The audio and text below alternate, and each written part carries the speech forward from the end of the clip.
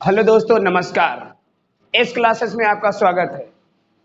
मैं टर्न 2 का syllabus carbon and its compound chemistry का एक चैप्टर है, बहुत ही इंपॉर्टेंट है। मैं इसको आज बताने जा रहा हूं। अब ध्यान से देखिए और ध्यान से समझिएगा, ठीक है। आज का टॉपिक है कार्बन एंड इट्स कंपाउंड।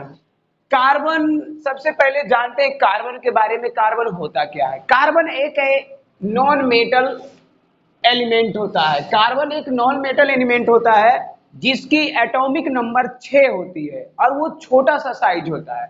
और कार्बन एक वर्साटाइल एलिमेंट है। वर्साटाइल एलिमेंट का मतलब ये दो फिजिकल क्वांटिटी में पाया जाता है, जैसे ग्रेफाइट हो गया और डायमंड हो गया, फ्लोरीन हो गया। तो यहां समझना है carbon is a volatile element. ये अर्थ क्रस्ट में कार्बन जो होता है मात्र 0.02% पाया जाता है। किस पे फॉर्म में? मिनरल्स के फॉर्म में। अब यहां देखना, और एटमॉस्फेयर में भी पाया जाता है? नहीं। एटमॉस्फेयर में हवा के रूप में कार्बन डाइऑक्साइड 0.03% होता है। और यहां देखना है कि कार्बन हमेशा कोवैलेंट बॉन्ड बनाता है। पिछले क्लास में मेटल नॉन मेटल में पढ़े थे कि कोवैलेंट कंपाउंड क्या होता है। कोवैलेंट कंपाउंड वैसा कंपाउंड होता है जो अपने एलिमेंट को शेयर करके बनाते हैं। जैसे शेयर कैसे करते हैं? जैसे कार्बन कोवैलेंट कंपाउंड बनाएगा। कार्बन का एटॉमिक नंबर 6 है, जिसके इलेक्ट्रॉनिक कॉन्फ़िगरेशन क्या होगा? 2 और 4। इसके लास्ट वैलेंस शेल कितना है? 4 है। अब यहां देखो, इस 4 को चाहे तो ये अपना कॉन्फ़िगरेशन यानी नोबेल गैस का कॉन्फ़िगरेशन पाने के लिए 4 इलेक्ट्रॉन को क्या कर सकता है? रिलीज कर देगा, या तो गेन कर लेगा, यानी गेन करेगा या तो लूज करेगा। लेकिन बात यहां पर क्रिएट हो जाती है समस्या, अगर ये लूज करेगा। देखो, अगर ये लूज करता है इलेक्ट्रॉन को, अगर लूज करेगा फिर भी दिक्कत है, क्योंकि लूज करने पर इसको लार्ज अमाउंट ऑफ एनर्जी लगेगा रिमूव करने की, जो कर नहीं सकता है। अगर 4 इलेक्ट्रॉन इसको गेन करता है तब यह भी डिफिकल्ट होती है कि उसके न्यूक्लियस जो होगा होल्ड नहीं कर पाएगा।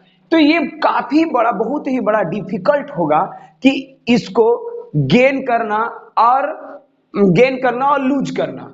गेन ना तो ये कार्बन लूज कर सकते हैं इलेक्ट्रॉन, ना ही तो गेन कर सकते हैं। नहीं, इसीलिए ये अपना इलेक्ट्रॉन को शेयर करते हैं। शेयर करके अपना स्टेबिलिटी को पूरा करते हैं, स्टेबल कस्ट।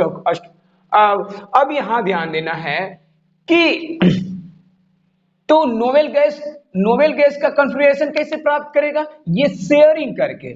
यहां देखो, एक होता है it is difficult 10 for and carbon atom either gain और lose electrons. Carbon attains the noble gas configuration by sharing its electrons. नहीं, अपना इलेक्ट्रॉन को शेयर कर लेगा। जैसे जैसे कैसे होता है, ध्यान से समझना है। जैसे पढ़ते होगे सहपाठी में, क्या होता होगा कि देख भाई, हम फिजिक्स का किताब ले लेते हैं, तू केमिस्ट्री का ले ले। जब हमको जरूरत पड़ेगा फिजिक्स का तो हम तुमसे मांग लिया करेंगे, जब तुझे जरूरत पड़ेगा केमिस्ट्री का तब तुम मुझे मान ले लेना। तो बोला अच्छा, ज्यादा पैसा काहे लगाओगे, चलो दोनों के पास सफिशिएंट पैसा है, ये इतना ही है। तो क्या करेंगे, जब हमको केमिस्ट्री की जरूरत पड़ा तो मुझसे ए देखो जी, केमिस्ट्री का हमको बुक दे दो। जब उसे जरूरत पड़ा तो बोलेगा फिजिक्स का बुक दे दो। लेकिन हाँ, परमानेंट दे दिए उसको? नहीं नहीं, परमानेंट दे दिए? नहीं दिए परमानेंट, क्योंकि जब जरूरत पड़ा उसके पास तब वो ले गया। फिर हमको जरूरत पड़ेगा तो हम उससे ले लेंगे। यानी कि ये शेयर से काम चल रहा है। नहीं, यही शेयर जब करेंगे जब कोवैलेंट कंपाउंड बनाएगा।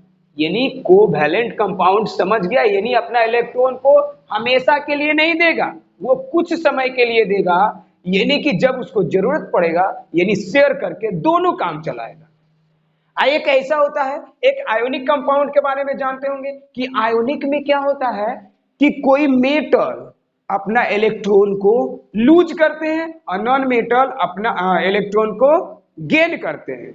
तो इसलिए वहां पर क्या होता है, वो हमेशा के लिए दे देते हैं, तो आयोनिक कंपाउंड बनता है। और यहाँ जितने भी सारा कंपाउंड पढ़ना है हमें, सारा का सारा कोवैलेंट कंपाउंड बनाएगा। क्या बनाएगा? Covalent compound. यानी कि carbon attains the noble gas configuration by sharing it's valence electrons by other items of carbon and other elements like hydrogen, oxygen, nitrogen, chlorine and so sharing the valence electron.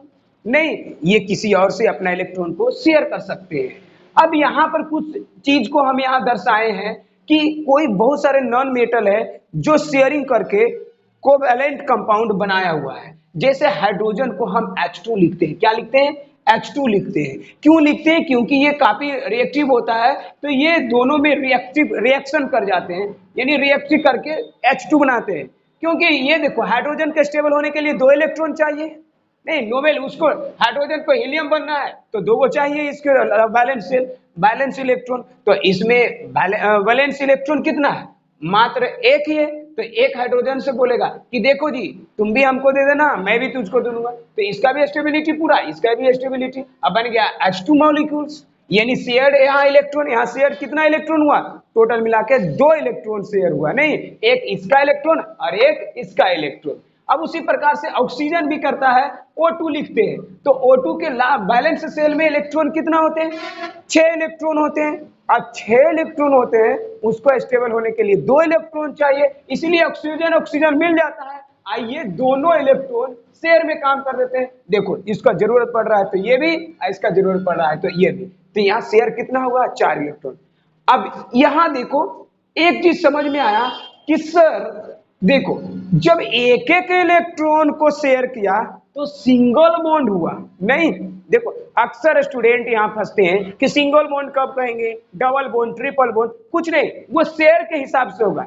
जब single balance electron को क्या करेगा? Share करेगा, तभी उसी के अनुसार single bond होगा दोनों एटम के बीच। अब यहां देखो, दो इलेक्ट्रॉन शेयर कर रहा है, ऑक्सीजन का 2 ऑक्सीजन, इधर का 2, तो इसीलिए डबल बॉन्ड लिखा है कि डबल बॉन्ड है, यानी double bond between 2 oxygen atom. नहीं, ऑक्सीजन एटम के बाद क्या है? डबल बॉन्ड है। और उसी प्रकार से क्लोरीन हो जाएगा Cl2, यानी नाइट्रोजन N2। नाइट्रोजन के में कितना इलेक्ट्रॉन होते हैं बैलेंस सेल में? कितना होते हैं? तो इसमें देखो, नाइट्रोजन संख्या नंबर पर 7 है, तो 2 और 5, तो 5 ही, यानी कि वैलेंस इलेक्ट्रॉन 5 है। इसको चाहिए 3 इलेक्ट्रॉन और स्टेबल होने के लिए। तो 3 इलेक्ट्रॉन को शेयर किया। देखो 1 2 3 इसका 3 है और ये, और ये जब जरूरत पड़ा ये क्या कर लिया? देखो 3 और 3 6 और 2 8, तो इसको स्टेबल तो बन ही गया नहीं, फिर इधर से भी स्टेबल बन गया, तो N2 मॉलिक्यूल बना गया। नहीं, दोनों काम चला रहा है अपना। तो इसीलिए देखो 3 इलेक्ट्रॉन को शेयर किया, इसीलिए ट्रिपल बॉन्ड है। समझ में आ रहा है? यहाँ पे ट्रिपल बॉन्ड है। आज तक ही नहीं समझ में आ रहा था ट्रिपल बॉन्ड सिंगल बॉन्ड क्या होता है। यानी एक इलेक्ट्रॉन शेयर करेगा तो सिंगल बॉन्ड, 2 इलेक्ट्रॉन शेयर करेगा डबल बॉन्ड, 3 इलेक्ट्रॉन को शेयर करेगा तो ट्रिपल बॉन्ड। सिंपल है। यानी कि इसीलिए यहाँ पर जो भी है ये लिखा गया है, लिखे हैं, सेम चीज बताएं जो वही लिखा हुआ है।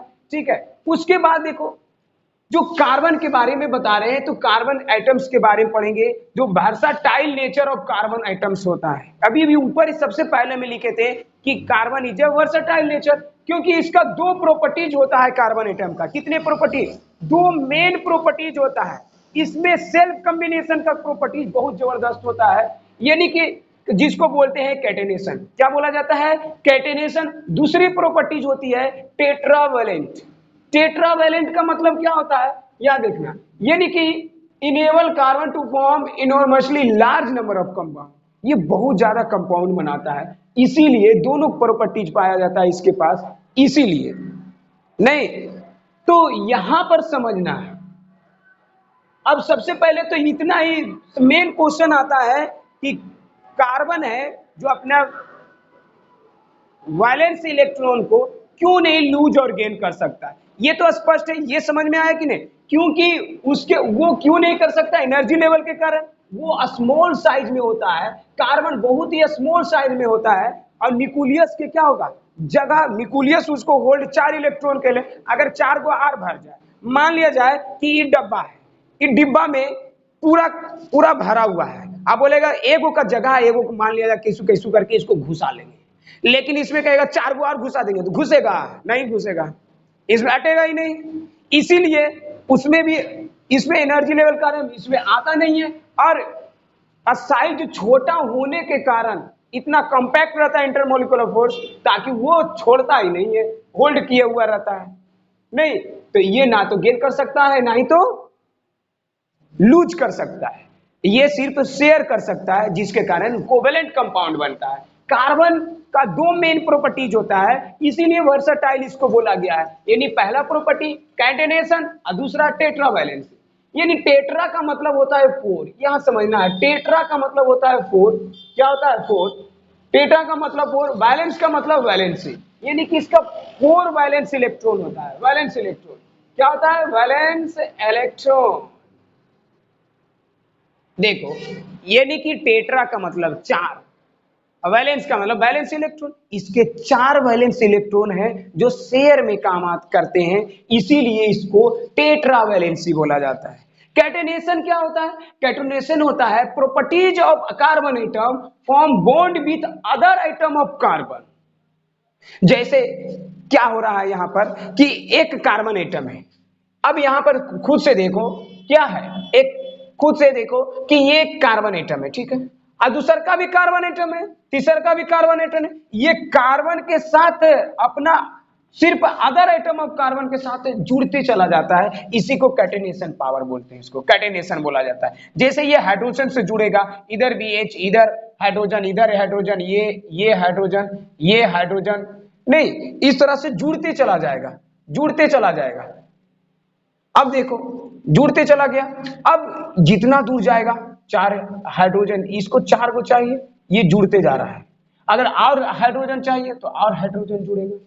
यानी कि इसमें सेल्फ कॉम्बिनेशन का सबसे ज्यादा होता है, सेल्फ कॉम्बिनेशन करते जाएगा, यानी कार्बन से कार्बन जुड़ते जाएगा। यानी कि और इसका और क्या, ही तो हाइड्रोजन की बात होता है, यानी कि कार्बन से भी जुड़ता है, अगर कार्बन है इसको 4 चाहिए तो ये 4 कार्बन से जुड़ेगा, कितने कार्बन से? 4 कार्बन से। यहाँ भी C, यहाँ भी C कार्बन हो गया, इसको अब इसको भी 4 चाहिए, इसको भी 4 चाहिए, इसको भी 4 चाहिए, 1 2 3 4 हो गया, चारों इलेक्ट्रॉन को शेयर किया, अब इसको भी 4 चाहिए, इसको भी 4 चाहिए, इसको भी 4 चाहिए, अब इसको भी 4 चाहिए, C, ये इस तरह से बॉन्ड बनते